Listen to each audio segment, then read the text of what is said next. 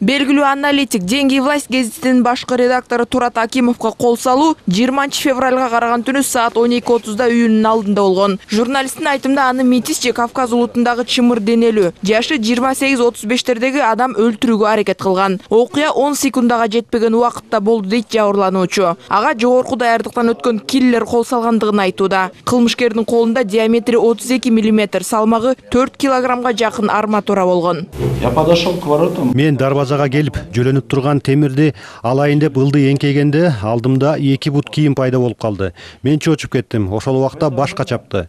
Ден дароо боло түштүм. Бир нече секундта эсиме келгенде чабуул уланып жатканын түшүнүп, өзүмдү коргонууга өттүм. Мен дароо буйтап, башымды көтөрүп карасам, самурай ыкмасы менен экинчи сокку келатканын көрдүм. Ошол замат мен киллердин арматура кармаган жеринен тосуп калдым. Темир союл колунан ыргып кетти. Кылмышкер мени бир чаап өлтүрмөк. Бактыга жараша менин башым ылдый болуп калып, анын соккусу туура эмес багытталып калды. Ошондуктан мага жеңилирээк тийди. И потом еле-еле ее повернул вниз, поэтому он мне попал очень слабо.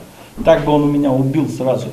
Кылмышкердин колунан арматура ыргып кеткенде Турат Акимов бир жолу жеңил чаап алганга үлгүргөн. Бул окуя боюнча ишемби күнү Ички иштер министрлиги тарабынан бейбаштык беренеси негизинде кылмыш иши козголгон. Бирок жабырлануучу бул мекемеге ишенбей турганын билдирди. Ал президентке кайрылуу жасап, ишти тергөөнү Улуттук коопсуздук комитетине өткөрүп берүүнү өтүндү. Кол салуу болгондон кийин Турат Акимов эч кандай маалымат бере элек болчу. Ал тартип сакчыларына да кимден шектенип жатканын айткан эмес. Бүгүн брифинг уюштуруп, кылмыш боюнча өзүнүн версиясын ачыктап, коомчулуктун бүйүрүн кызыткан билдирүү жасады.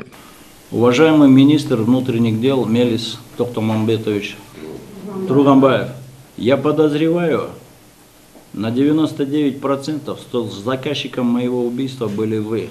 Урматтуу Ички иштер министри Мелис Токтомамбетович Турганбаев, мени өлтүрүүгө буйрукту сиз бергенсиз деп шектенип жатам. Мен 99%га ишенимдүү айта алам. Экөөбүздүн сиздин кабинетте сүйлөшкөнүбүздү, анда сиздин кыйтып айткандарыңыздын баарын анализдеп чыктым. Урматтуу Турганбаев, эгерде менин же менин үй бүлөм Максат Мамыткановго 2 жылдан бери Москвада жашап жаткан Акылбек Апаитовго бирдеме болсо, анда мен биздин сүйлөшкөнүбүздүн стенограммасын YouTube сайтына чыгарам. Бул менин коргоно турчу каражатым. Анткени өмүрүм чоң коркунучта. Эгер сизди тынчсыздандырып, кабинетиңизде ачууңузду келтирген ал маалымат ачыкка чыкса, эл аралык жаңжал чыгат. Мен сизге эл аралык форматтагы олуттуу материалды алып келгем. Бирок сиз укпай койдуңуз. Анткени коркуп кеттиңиз. Но вы отказались слушать, потому что это вас напугало.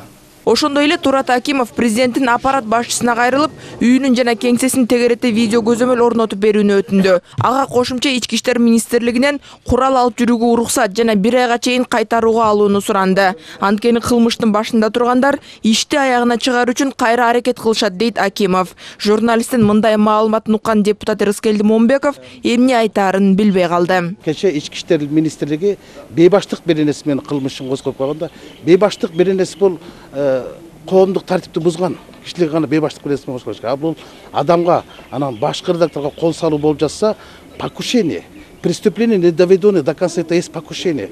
Покушение менен козгой, бейбаштык беренеси менен козгоп койгон негиздеринде бир чоң бир мандем жатканын көргөнмүн да. Анан ал эгер чыныгы генерал болсо, азыр ушул малда кызматын тапшырып туруп, иликтөөдү баягы кысым болбогондой кылып туруп өткөрүп берүүнү кызыктар болуш керек. Ошондо гана ал өзүнүн жүзүн сактап калат.